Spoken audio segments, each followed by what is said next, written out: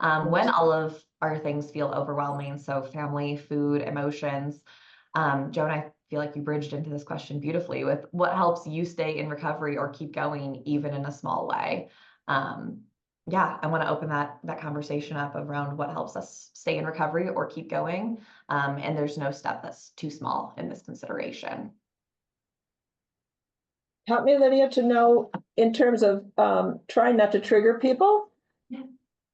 Just how do we do that? Do we expect people to keep themselves from being triggered, or like if I start talking about what I actually do, is that going to be triggering for people? I would just not go into any details around like specific, like either like routine. Numbers and all that jazz. Yeah. Yeah, Okay. yeah. Got it. Okay. Good. Okay. Just had to ask a question. Go ahead. Mm. I was going to go slightly into routine, but tell me if it's too much, you know. But yeah, what would I do if like things are getting really overwhelming over Christmas or just general holidays? I think like it's so important for me personally to have alone time, like despite obviously an eating disorder, feeling very alone or lonely. I still definitely need like a safe space. So and I think that's what makes the holidays so hard as well, is often maybe you're not staying in your own home. So I'd say like if you are visiting relatives or whoever, like to really try and find a safe space within that home. Just like somewhere, even if it's just a chair that like you can just go sit on by yourself if you just need to take a few deep breaths, or as Chelsea said, if you're just like not feeling good and you don't want to join in with a meal, just like to be able to somewhere you can take yourself, or like to familiarize yourself with like the surroundings so that you can step outdoors and like get some fresh air or like go on a little walk. So I think definitely taking myself away helps. And then I guess once you take yourself away, really focusing on like being mindful and focusing on your breath and just like trying, it's so hard and it's easy to say but really hard to do, but just trying to focus on like the good things about what's going on. I don't know, just like focusing on family being together and focusing on like the fortune that you have to, you know, not be alone at Christmas. But so yeah, I'd say those are just like some very small things that I would do to help with overwhelm. And sorry, one more thing is maybe also find someone I could talk to. But again, that's not easy. And like you could be visiting like a partner's family's home and they don't know what you've been through.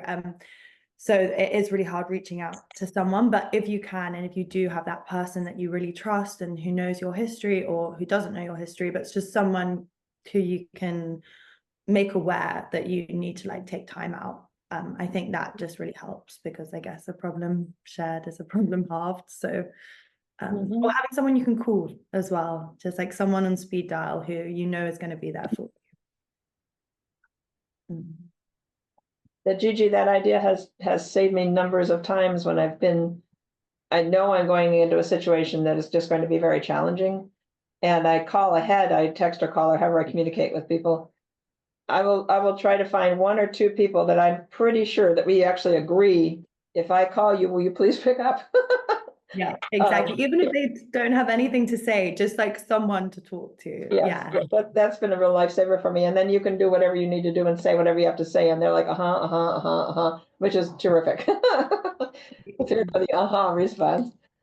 And margins is super important to me, like what you're just talking about. Quiet alone time, but also margins between things. You know how holidays can start doing this. There's not even time to drive to the next event, much less calm yourself down. So I use my calendar and I say, okay, you just did something here, 3 days from now. You need a big old space here on the calendar, black it out or whatever you do with your calendars. That is absolutely essential for me. Otherwise, I get to the next thing and I'm not there any longer. That like she's gone. And that's no good because you can't communicate with people if you're so busy trying to take care of yourself that you're just like completely overwhelmed neurologically or otherwise. I try to take care of my neurological system. There are a million things to know about that. I know most of them, I think. That requires a lot of time and energy and effort. And it's absolutely worth it. Anybody that has neurological overwhelm on a regular basis, go ahead and study that, because I spent my whole morning getting ready for this 1/2 hour, whatever we're doing, half talk, for real.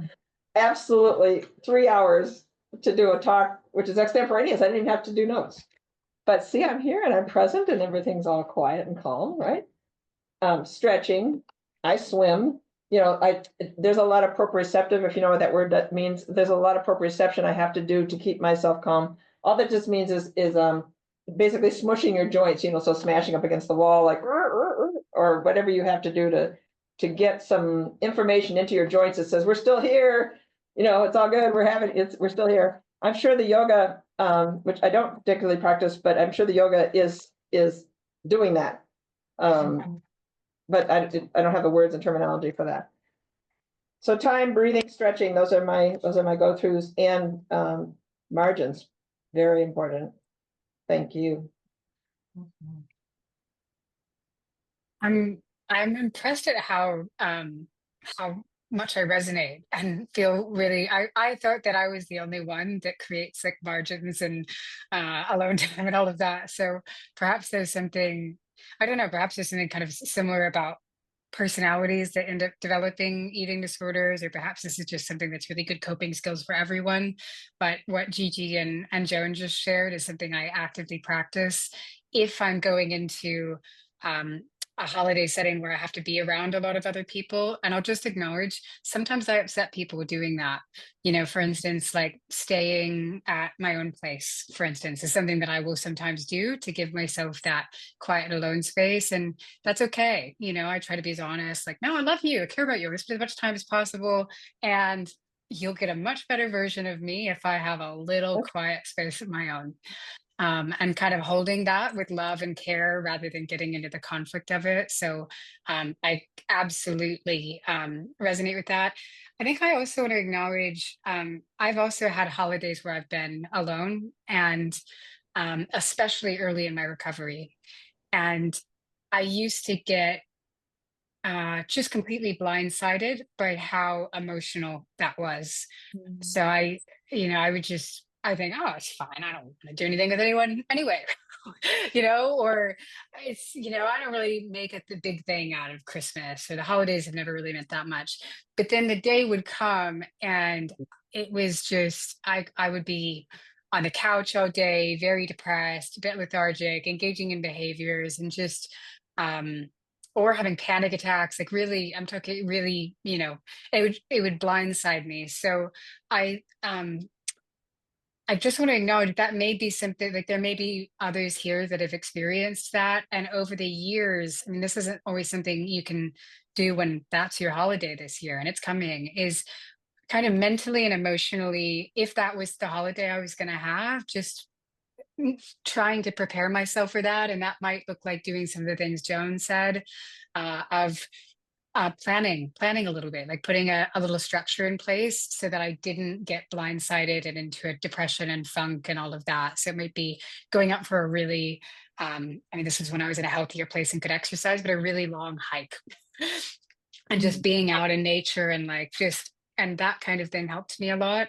And then over the years, what I've done is I've tried to set up rituals of my own for holidays that aren't dependent on the kind of traditional family systems and all of that. And that has, now I have years and years of setting up those rituals and those friends and connections. And I don't have that big kind of huge wave of emotion and loneliness that used to come at holidays. And my life has shifted, but I did have that for many years. And if that's you, I think it's worth honoring it and allowing yourself to feel the feelings, if there's grief and loneliness and all of that there, and whatever you can do, maybe setting up a little bit of structure and support to keep yourself safe and kind of emotionally intact. Love that. So it's so real, like I'm just sitting here being like, yes, these are all such real things. And that I wish I would have learned earlier. And I'm like so grateful that I've learned so much of this recently and that I'm still learning so much about my own process and how I can help myself in the small ways. I know for me, something that feels really helpful is that I often feel like there's a lot of expectations on me and to perform a certain way. So I try to tell myself as regularly as possible, especially around the holidays, that I can release myself from any expectations that I'm having for myself. And not even consider the ones that are external societally, but just for myself to say, like, I release myself from those and I'm not carrying that with me, and I can have space from that. And also, like, this holiday season is a very heavy grief one for me, within my family, my partner's family. So for me, I've learned that I need to be